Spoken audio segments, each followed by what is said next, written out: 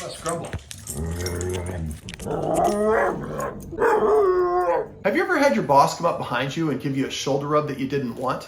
Or perhaps you run into somebody that you don't particularly like and they give you an unsolicited hug. Welcome to the world of dogs, where attention is foisted upon them whether they want it or not. In this video, we're going to talk a little bit about dog consent, something that most of us never really think about. The reason we don't think about it is we think of petting or hugging our dog or stroking it as a positive thing. We don't mean anything bad. It's a positive, so it's okay for me to do it at any point in time.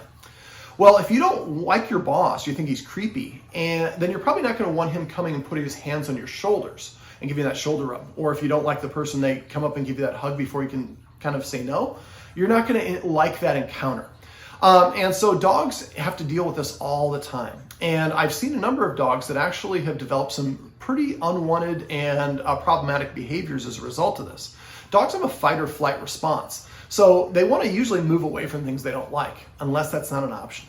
So if you have your dog if your dog is cornered, let's say your dog has their back to the wall and somebody comes up towards them, they have nowhere to escape to. Or if you're keeping your dog on a short leash, they can't move away from the person. So you've taken away flight. All they have left is the option of fight if they don't like that person.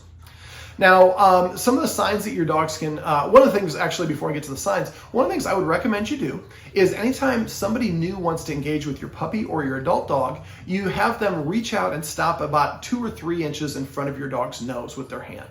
Wait for the dog. If the dog leans forward and nudges the hand or licks the hand, or comes forward in a happy way, they're saying, yes, I want to meet you. I'm giving you my consent.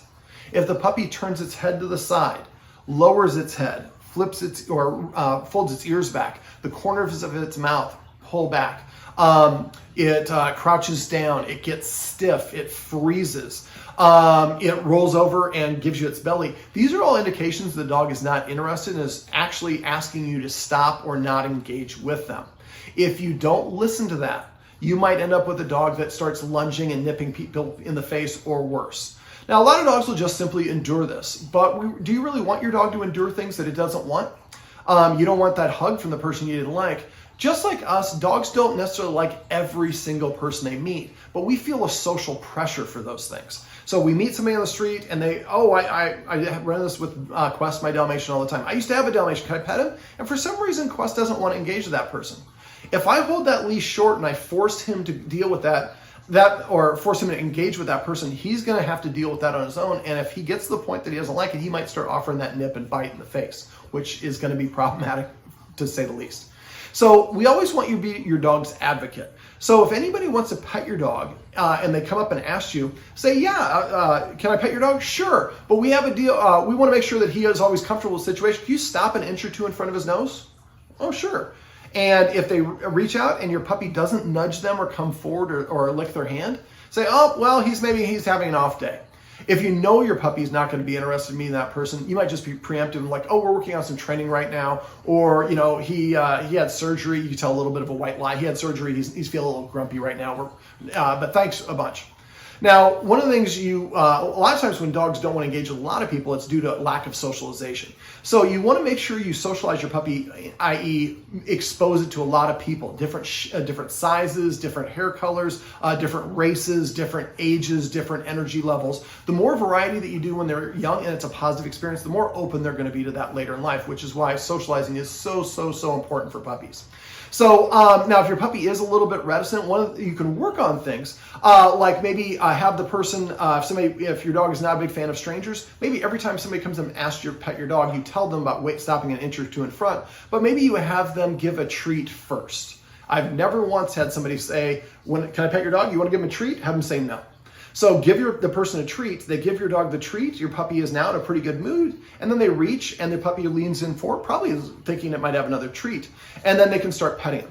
But at any time in the interaction, if the puppy ever starts to disengage, turns its head, tries to move away, let them. Don't force your puppy to deal with this. You don't want to activate that fight mode. In bad situations, like I said, you might just have the person give them a treat. They offer the consent, the dog doesn't give it, and they don't engage with the dog further. That might make the puppy more likely to want to engage with that person in the future. I would take a mental note of what that person's characteristics were, their age, their height, their hair color, their race, any other distinguishing characteristics, and then I would look for other people that meet those characteristics to have positive interactions. The earlier you do this, the more profound and impactful it'll be for your puppy. So if your puppy is aloof around people, you really need to emphasize meeting a lot of people as much as you can. You can go to like Lowe's and Home Depot. Those places are dog-friendly stores. Village Point here in Omaha, or outdoor malls or areas where there's a lot of shops. You're going to see a lot of people there. That's a great way for your puppy to meet. And again, make sure you have those really high-value training treats. But no matter what, make sure that you're always watching your dog and looking for those signs of consent. And if they don't offer it, allow your puppy to move away. I promise you, your puppy's going to feel more trust in you, more confident in you, and feel less of a need to offer those unwanted behaviors that we talked about before. All right, well, this is a short little summary on what I like to call dog consent. Quest, you are a goofball.